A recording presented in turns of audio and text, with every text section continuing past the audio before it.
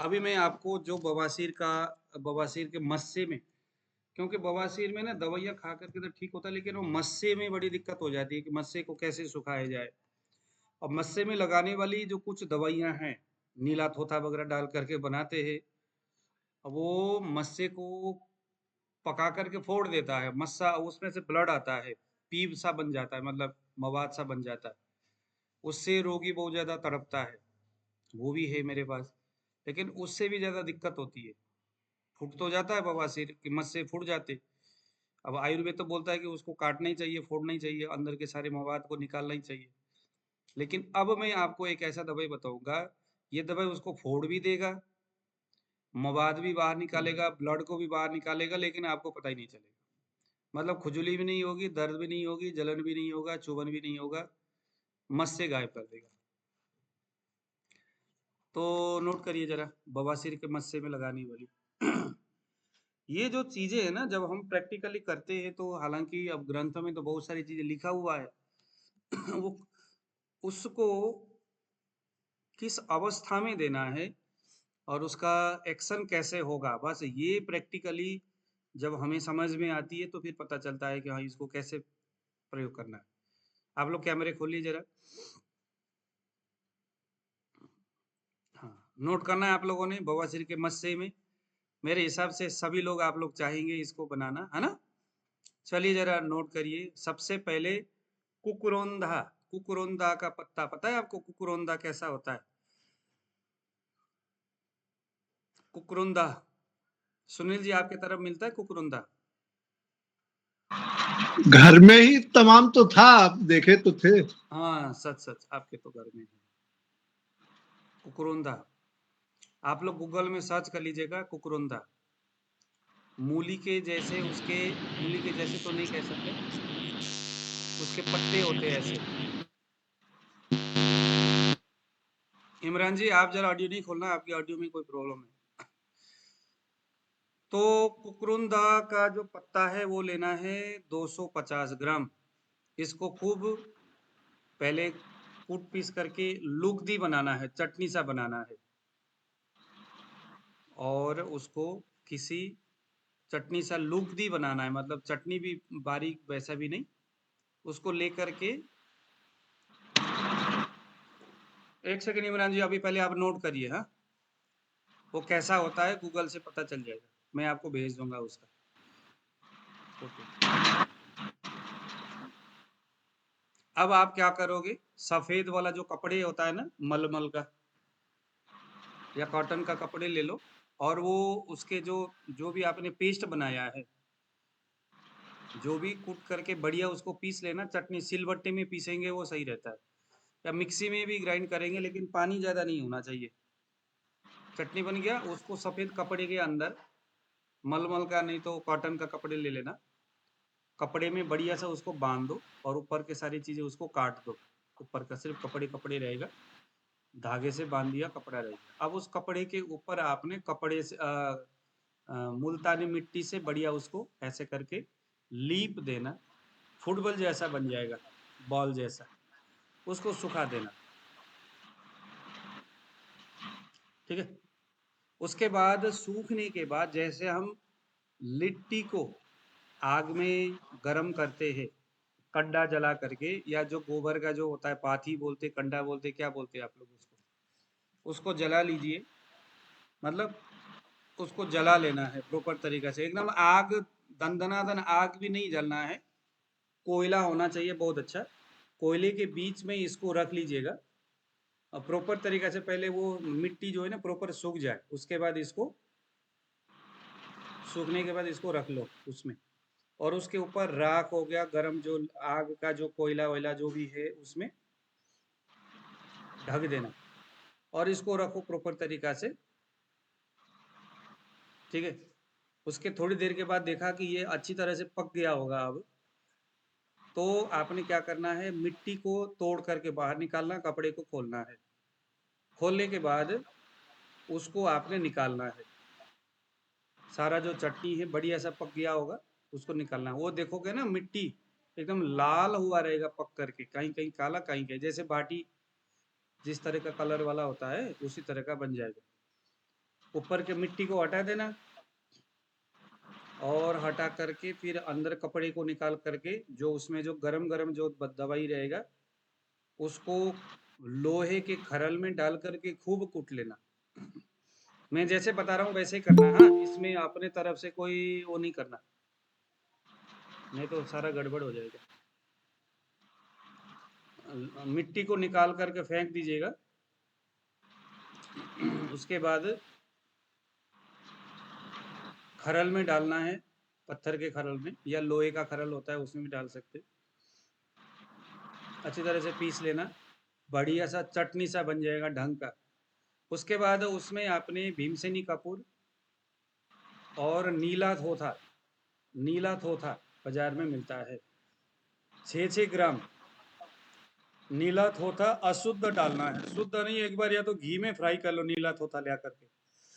नीला थोथा नीला नीला सा होता है, जहरीला होता है जबरदस्त। आंख में लग गया आंख फूटना तय है, जीभ के अंदर लग गया इंसान का जाना तय है। इसीलिए हाथ में ग्लव्स लगा लो, नीला थोथा वगैरह डाल दो। वैसे ग्लव्स नहीं भी लगाओगे कोई बात नहीं, नीला थोथा लगा करके उसको पीस करके बाद में बस आंख में ना लगे ये ध्यान देना, बाद में बढ़िया सा हाथ धो लेना। और सफेद कत्था 12 ग्राम डालना है। फिर से बता रहा हूँ, भीमसेनी कपूर और नीला थोथा 6-6 ग्राम, सफेद कत्था 12 ग्राम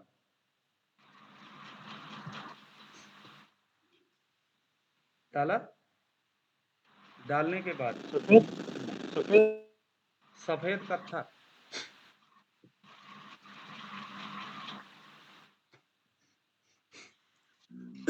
डाला। अब उसके बाद खूब खरल करना है। खरल करने का तरीका, नया तरीका बताया गया है। नीम का डंडा ले लो, मोटा सा डंडा काट करके ले आओ, जैसे मैं आपको दिखाता हूँ कैसा होता है।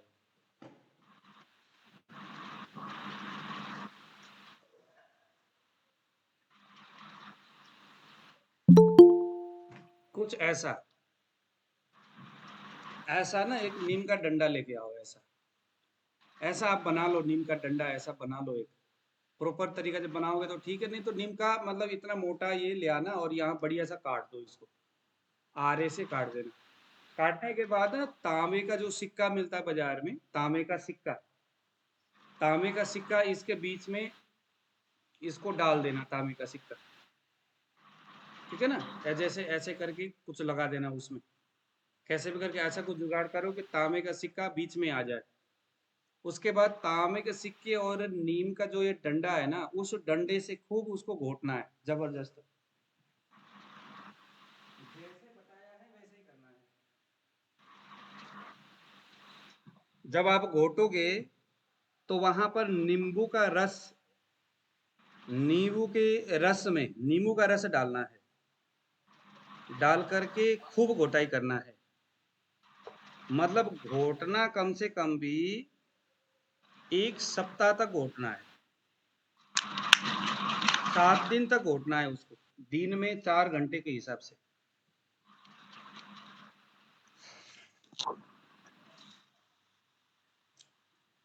समझ में आ रहा?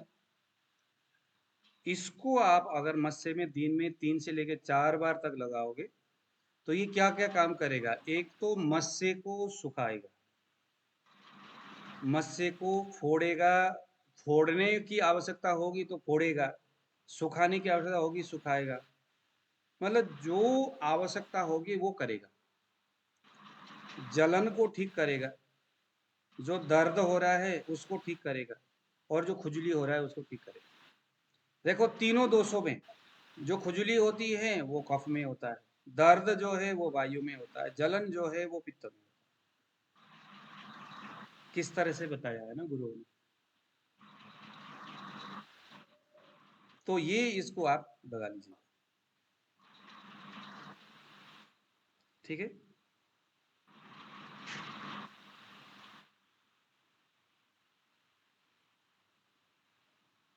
किस किस को समझ में आया, कौन कौन इसको बनाने वाले हैं। एक और योग बनाना, एक और बनाइए योग। यह योग सिर्फ वातज अर्श में ही लगाना है। इसका नाम है घोसा फलवर्ती। आपने बाजार से लेके आना है देवदाल। देवदाल मिलता है आपके तरफ? किसके पास मिलता है देवदाल? देवदाल का फल जो लूज मोशन कराता है, देवदाली। देवदाल किसके पास मिलता है? बंडाल डोडा बोलते हैं जिसको। नहीं मिलता होगा, बाजार में जाएंगे तो पता चल जो जाएगा आपको। शुगर में यूज होता है गुरुजी, हाँ जो बंडाल शुगर में यूज होता है। हाँ, वही वही वही बंडाल बोलते, बंडाल डोडा। देवदाल भी बोलते हैं इसको, इसको देवदाल बोला जाए। बंडाल डोडा मैं पता नहीं भूल गया क्या, बंडाल डोडा। इसको पनीर का फूल भी तो कहा जाता है। एक सेकंड ना,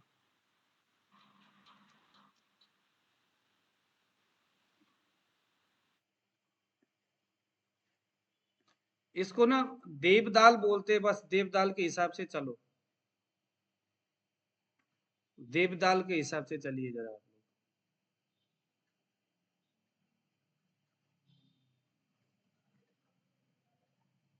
देवदाल समझ में आया? देवदाल एक फल होता है जो जैसे क्या बोलते हैं उसको, तोरई होता है ना, तोरई। तोरई तोरई जब सूख जाता है और बाहर के छिलका को उसको निकालोगे तो एकदम कैसा होता है वो, जटा जटा सा है, मतलब ऐसा। उससे हम नहाने में भी इस्तेमाल करते हैं, रगड़ने में। जालीदार। जालीदार जो बनता है, जो जो ये जो आपका क्या बोलते हैं, एक सेकंड, देवदाल बोलते हैं, तो देवदाल भी वैसे ही होता है। देवदाल है, देवदार नहीं है। कुछ लोग कह रहे देवदार, देवदार नहीं, देवदाल। तो आपने क्या करना है, देवदार लेना है, देवदाल। और इसको देवदाली जो है ना, उसके बीज लेना है, बाजार में मिल जाएगा। बाजार में जो है ना, बीज बेचते नहीं, वो लोग उसके फल बेचते हैं। तो उसको कहना भैया हमें बीज निकालो, अगला कहेगा भैया बीज ये वो। आपको भैया 2 रुपए ज्यादा ले लो, मुझे सारा डिब्बा ले आकर के दे दो। तो उसके जो जिसमें वो रखा होता है ना, उसके नीचे देखोगे तो सारे उसके बीज नीचे इकट्ठे हुए रहते, सारा नीचे गिरा हुआ रहता है। तो उसको सारा इकट्ठा करो, और इकट्ठा करके उसको घर में लेकर खूब ज्यादा बढ़िया सुखा दो धूप में। उसके बाद उसको पीस करके कपड़े से उसको छान लेना, कपड़ छान। ये हो गया आपका देवदाली का बीज का पाउडर बन गया। अब उसको आपने उसमें गुड़ मिलाना है, थोड़ा सा मिला करके इसको धीमी आंच में पकाना है। जब पकेगा तो पिघल जाएगा ना जैसे गुड़, तो पूरा उसके बीच में लपट जाएगा, मतलब पूरा वैसे हो जाएगा। उसके बाद छोटे छोटे बर्ती बनाना है। बर्ती का मतलब समझते हो, जैसे पिल्स बनता है ना एलोपैथिक, वो पिल्स भी होता है, वो मल द्वार के अंदर डाला जाता है। क्या पिल्स बोलते हैं उसको, छोटे छोटे। मैं अगर कहूँ, बकरे का जो लेटिन जैसा होता है, या लगा लो कि ये जो उंगली है, उंगली थोड़ा सा छोटा, इतना इतना लंबा सा बना लो, पिल्स इतना लंबा बड़ा बना कर। कैप्सूल। हाँ बड़ा कैप्सूल। हाँ, कैप्सूल बड़ा जैसा। कैप्सूल, हाँ बड़ा कैप्सूल। 100 ग्राम का जो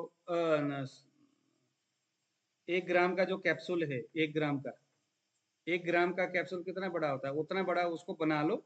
उस गुड़ को गर्मा गर्म उसको ऐसा करके थोड़ा सा कैप्सूल जैसा बना लो, उसको बना करके सुखा दो। बढ़िया सूख जाएगा। उसको सूख करके रख दो। जैसे पेशेंट आएगा उसको क्या कहना है, इसको ले लो, एक कैप्सूल को, मतलब एक पिल्स को ले लो, और उसको देसी गाय के घी में बढ़िया सा लपेट करके अंदर डाल दो, मल द्वार के अंदर, और जाके सो जाओ। 4 मिनट के बाद उसका असर शुरू हो जाएगा, लेटिन हो जाएगा उसको प्रॉपर तरीका से। वातज अरसा के लिए बहुत अच्छा काम करता है, बहुत ही बढ़िया। इससे मस्से में भी असर होता है। हालांकि वो जो लगाने वाली जो मैंने अभी बताया, वो तो उसका प्रयोग तो करना ही है। साथ में अगर वातज अरसा है तो ये वाला प्रयोग भी करना है। ये बंडल डोडा बिल्कुल सिंपल और सहज बनेगा, इसमें कोई दिक्कत नहीं है। तो ये आप करिएगा। किसी ने मुझे कहा है कि, मैंने तो हालांकि किया नहीं है, उसमें आप सेंधा नमक ले लो, और गुड़ ले लो बरोबर, सेंधा नमक गुड़ बरोबर लेना है और दोनों को आग में डाल करके कढ़ाई में उसको पिघलाना है। बढ़िया पिघल जाएगा तो उसका भी आप पील्स बना लो अलग से। तो हालांकि ये उदावर्त में तो बहुत अच्छा काम करता है, तो उसको भी वैसे ही उदावर्त हो, पेट में अफरा हो, पेट में बहुत ज्यादा दर्द हो रहा है ना, पेट भारी भारी लग रहा है, उल्टी आने जैसा लग रहा है, मल रुका हुआ है, तमाम तरह की चीजें, पिल्स अंदर घी में मिला करके अंदर डाल दो, लेटने के लिए बोलो, थोड़ी देर में उसको लेटिन का बेग आ जाएगा। अब ये जो चीज किसी को तो इसका बेनिफिट दिखता है, किसी में नहीं दिखता, लेकिन बंडाल डोडा वाला बिल्कुल सही है, वो हर किसी में वातज अर्श भी काम करता है। लेकिन फिर भी ये जो सेंधा नमक वाला भी करके रखिएगा, ये बिल्कुल सिंपल है, सस्ता है, सेंधा नमक भी मिलता है, ये गुड़ भी मिलता है, दोनों ही सस्ते सस्ते, बना करके रख लेना। अगला पेशेंट भी कहेगा हाँ यार कोई अच्छी चीजें दिया जा रहा है, सस्ता। आप कहोगे भैया ये हम आपको फ्री में देंगे, तो हमारे सुनील जी तो लोगों को लगभग दवाइयाँ फ्री में ही देते। तो कुछ दवाइयाँ ऐसे पेशेंट के लिए हमें करना भी चाहिए, जैसे कोई पेशेंट ऐसे आ गया जो पैसे खर्चा नहीं कर सकता तो उनके लिए भी हमारे पास कुछ जुगाड़ होना चाहिए कि भैया चलो कोई बात नहीं आप ले लो इसको। अब महंगी दवाई तो भैया क्या करे खरीद करके, अब लोगों को दिया नहीं जा सकता। अगला आप कहो भैया अर्श कुठा रस, बसंत मालती रस, मकरत ध्वज, हम किसी को फ्री में थोड़ी दे सकते इतना कॉस्टली होता है। लेकिन ऐसे कुछ बहुत सस्ता वाला दवाइयाँ भी बना के रखना चाहिए, कभी कभी ऐसे दवाइयाँ भी बहुत अच्छा काम करता है। ठीक है गुरु जी यहाँ हम भूल गए, आपको एक पौधा दिखाते, उसका कंद हाँ सिर्फ गुड़ गुड़ के अंदर उसको ढक के लपेट के निकलवा देते हैं और सवेरे तक सारे मस्से गायब। क्या बात है, तो फिर उसका फोटो भेजिए ना, फिर इतना लफड़ा है किस बात का। अब बहुत था।